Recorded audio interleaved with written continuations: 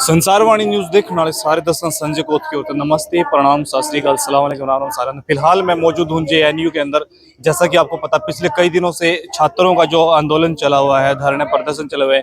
वैसे तो बड़े नेता एमपी एमएलए बहुत सारे यहाँ पे आए हैं और किसान नेता भी बहुत सारे यहाँ पे पहुंचे हैं, लेकिन जेएनयू से हमारे साथ में छात्र मौजूद हैं। आखिर उनको वो इस मामले को किस नज़र से देखते हैं, इस मामले के बारे में उनका क्या कुछ कहना है, काफी तमाम बातें करेंगे। जी नमस्कार। जी हेलो। एक बार अपना परिचय जरूर दीजिए। मेरा नाम नेहा है, मैं ऑल इंडिया स्टूडेंट्स एसोसिएशन की राष्ट्रीय अध्यक्ष हूँ। जेएनयू में पीएचडी अपनी कर रही हूँ। तो यहाँ पे दिल्ली से तमाम, चाहे वो अंबेडकर यूनिवर्सिटी में स्टूडेंट काउंसिल हो, अशोका यूनिवर्सिटी का जो स्टूडेंट बॉडी गवर्नमेंट है उसके प्रेसिडेंट, सब यहाँ पे हम लोग आए हैं यहाँ के छात्रों के आंदोलन के समर्थन में। अच्छा, जैसे मतलब एक वीसी के द्वारा और यहाँ मतलब एचयू के स्टाफ के द्वारा छात्रों के साथ में जो मतलब शोषण किया गया, उनके ऊपर मतलब डंडे से वार किया गया, सर में काफी टांके गंभीर चोट उनको लगी है। क्या एक शिक्षक के द्वारा छात्रों के ऊपर ये शोषण करना किस हद तक सही है? हम जब यूनिवर्सिटी विश्वविद्यालयों में आते हैं तो हम सिर्फ इसलिए नहीं आते हैं कि हम एक डिग्री ले लें। हम इसलिए आते हैं ताकि एक इंसान का दूसरे इंसान के साथ क्या संबंध होना चाहिए, क्या सही होता है, क्या गलत होता है, क्या क्रूर होता है, क्या मार्मिक होता है, क्या भाईचारा होता है, क्या नफरत होती है, ये तमाम चीज़ें समझने के लिए हम यूनिवर्सिटीज़ में आते हैं। तो वो अध्यापक जिन्हें कायदे से हमें सिखाना चाहिए कि हम एक मतलब कोई अध्यापक किसी छात्र पे तो क्या, कोई छात्र दूसरे छात्र के साथ भी मारपीट ना करे, इस तरीके से कोई भी बात ना हो। और छात्र तो जाने ही जाते हैं अपने तर्कों के लिए, जाने ही जाते हैं बातचीत के लिए, जाने ही जाते हैं कि हम सब चीजें बहसों से हल करते हैं। हम नहीं समझते हैं कि हाथ पैर चला के कोई बहस होती है। हम समझते हैं कि विचारों का टकराव बातचीत करके ही सुलझना चाहिए, हम ये समझते हैं। तो ऐसे अध्यापक जिनका काम है हमें ये समझाना, अगर वो अध्यापक अपने हाथ में डंडा लेकर के हमारे ऊपर बरसाने लगे तो इससे ज्यादा अभद्र कुछ नहीं है कि ऐसे संस्थान जहाँ पे हमें इस तरीके की शिक्षा मिलनी चाहिए, वहाँ के ही अध्यापक हमें हमारे साथ मारपीट कर रहे हैं। लेकिन एचएयू में जो ये हुआ है, ये नया नहीं है। जो एचएयू में हुआ है, एचएयू अकेला भी नहीं है इस तरीके की बर्बरता झेलने वाला। जेएनयू, दिल्ली विश्वविद्यालय, बीएचयू, एचसीयू, इन तमाम यूनिवर्सिटीज़ में हम लोगों ने देखा है पिछले कुछ सालों से लगातार जब भी अपने हक की मांग करते हुए छात्र उठते हैं, आंदोलन के रूप में उठते हैं, लैंगिक भेदभाव के खिलाफ उठते हैं, यौन उत्पीड़न के खिलाफ उठते हैं, जातिगत भेदभाव के खिलाफ उठते हैं, फी हाइक के खिलाफ उठते हैं, स्कॉलरशिप मांगते हुए उठते हैं, स्टाइपेंड मांगते हुए उठते हैं, हम देखते हैं किस तरीके से उनके आंदोलन को कुचलने के लिए एडमिनिस्ट्रेशन अपना गार्ड, सिक्योरिटी गार्ड्स, पुलिस प्रशासन तमाम तरीके का इस्तेमाल करता है। जो छात्र नेता होते हैं उनके ऊपर एफआईआर डाल देता है, जैसे यहाँ पे डाल दी गई है। तो ये एक सिस्टमैटिक है, ये एक कहते हैं जिसको टूल किट कहते हैं ना, देश भर के तमाम यूनिवर्सिटीज का एडमिनिस्ट्रेशन का टूल किट है ये छात्र आंदोलन को खत्म करने का। और ये क्योंकि हमने जेएनयू में, दिल्ली में, पूरे देश भर में देखा है, इसलिए भी हम यहाँ पे छात्रों के साथ समर्थन में आए हैं, क्योंकि हम जानते हैं कि ये कैसा दिखता है और हम जानते हैं कि उस वक्त एक दूसरे के साथ में सॉलिडारिटी में खड़ा रहना कितना जरूरी होता है। जैसे कि मतलब एक नारा है कि मतलब पढ़ेगा भारत तो बढ़ेगा भारत, तो उस नारे को देखते हो और यहाँ का जो मतलब सलूक है, जो स्टूडेंट के साथ में जो व्यवहार है, इसमें आप किस नज़र से देखते हैं? क्या पढ़ेगा इस तरह बढ़ेगा भारत? देखिए, आज के समय पे तो ना पढ़ाई हो पा रही है, ना बढ़ पा रहे हैं हम।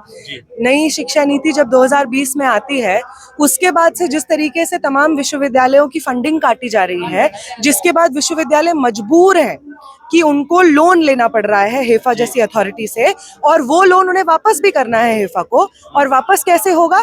छात्रों का स्टाइपेंड काट करके, छात्रवृत्ति को रद्द करके, जो फीस है उसको बढ़ा करके, ये तमाम चीजें हो रही हैं। और ये लड़ाई सिर्फ मतलब मान लीजिए 8,000 के स्टाइपेंड की नहीं है, या मान लीजिए कुछ 10,000 की फीस घट जाए, इसकी नहीं है। ये बहुत बड़ी चीजें हैं और इनके लिए हम लड़ते रहेंगे।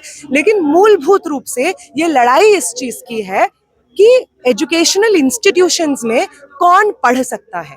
क्या आम जनता का, आम लोगों का, आम परिवारों से आने वाला से आने वाला छात्र इन विश्वविद्यालयों की चौखट लांघ सकता है, क्योंकि ये विश्वविद्यालय जो सरकारी विश्वविद्यालय है वो हमारी टैक्स के पैसों से बनते हैं। तो अगर ये सरकारी विश्वविद्यालय है तो इनका काम ये नहीं है कि चुनिंदा जिनके जेब में पैसा है उन लोगों को ही विश्वविद्यालय में एडमिशन मिले।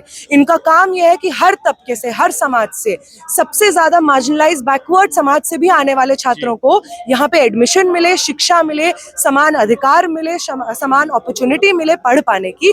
ये काम है। और इस चीज का जब हनन होगा, इस समान शिक्षा के अधिकार का जब हनन होगा, तो छात्र सड़कों पे उतरेंगे और वो तमाम छात्र जिन्होंने इस तरीके के आंदोलन देखे हैं वो उनके साथ सॉलिडारिटी में उतरेंगे। जैसे कि मतलब पिछले 10-15 दिन से ये आंदोलन लगातार चला हुआ है और आगे भी मतलब इसकी संख्या जो है बढ़ती जा रही है घटने की वजह। और मुख्य मांग जो इनकी क्या कि वीसी का यहाँ से मतलब क्या है, इस्तीफा होना चाहिए और सरकार उसके ऊपर चुप्पी साधी हुई है। तो आपका क्या कहना है इसके बारे में? क्या सरकार के साथ में मिले हुए हैं? आज के समय पर तो ये दौर आ गया है कि वाइस चांसलर के अपॉइंटमेंट का जो एकेडमिक और बाकी क्राइटेरिया होता था, प्रोफेशनल क्राइटेरिया होता था, उन तमाम क्राइटेरियाज का उल्लंघन करके वो लोग जो सरकार की विचारधारा से सहमत होते हैं उन लोगों को बताया जा रहा है, पॉलिटिकल अपॉइंटमेंट किया जा रहा है लोगों का। अगर आप सरकार की जी हुजूरी करते हैं, सरकार में बड़े नेताओं की जी हुजूरी करते हैं, तो आप अध्यक्ष, तो आप वाइस चांसलर लग जाइएगा, आप प्रोफेसर परमानेंट हो जाइएगा। और वो प्रोफेसर जो 12-12 साल से विश्वविद्यालय में पढ़ा रहे हैं, एडहॉक पे पढ़ा रहे थे, उनको दरकिरार किया जा रहा है। तो इसमें कोई मतलब संदेह की बात है ही नहीं। जहां पे भी हम देखते हैं जो स्टेट यूनिवर्सिटी, सेंट्रल यूनिवर्सिटीज में अपॉइंटमेंट्स होती हैं वाइस चांसलर की, वो बिल्कुल सरकार की सहमति से अपॉइंटमेंट होती है। तो इस वीसी को भी जो हटाने का पूरा डिमांड है, उसका डिमांड भी सरकार से ही है। सरकार को ही विवश प्रेशराइज करना पड़ेगा वीसी को। गवर्नर को ऑर्डर पास करना होगा कि वाइस चांसलर का इस्तीफा को रद्द किया जाए और वाइस चांसलर के ऊपर प्रेशर बनाना होगा कि वो तुरंत इस्तीफा दें। वो इस विश्वविद्यालय के वाइस चांसलर इसलिए नहीं है ताकि वो तनख्वाह लेकर के घर पे बैठे और जब छात्र सड़कों पे उतरे तो उनके ऊपर लाठी बरसाएं। उनकी एक जिम्मेदारी बनती है यहाँ के छात्रों के प्रति, और क्योंकि उन्होंने पिछले कुछ दिनों में साबित किया है कि वो अपनी जिम्मेदारी का निर्वहन करने के योग्य नहीं है, तो उनको बिल्कुल इस्तीफा देना चाहिए और इस पद से हटना चाहिए। ठीक है, थैंक यू। तो जैसा कि आपने देखा और ये जो इन्होंने मतलब जितने भी सवाल जवाब किए सभी के मतलब बेझिझक जवाब दिए। और आपका क्या मानना है इसके बारे में? क्या कुछ आपकी राय है? क्या एक छात्र के साथ में ऐसा दुर्व्यवहार होना चाहिए? ये उस भारत की तस्वीरें हैं जो आप नरेंद्र मोदी के द्वारा सुना होगा, digital India, made in India. ये वो इंडिया है जहां स्टूडेंट रोड के ऊपर धरना प्रदर्शन लगा के बैठे हैं। आपका क्या मानना है इसके बारे में? एक सभ्य कमेंट के माध्यम से जरूर बताइए। मिलते हैं किसी नेक्स्ट वीडियो में, तब तक के लिए नमस्ते, प्रणाम।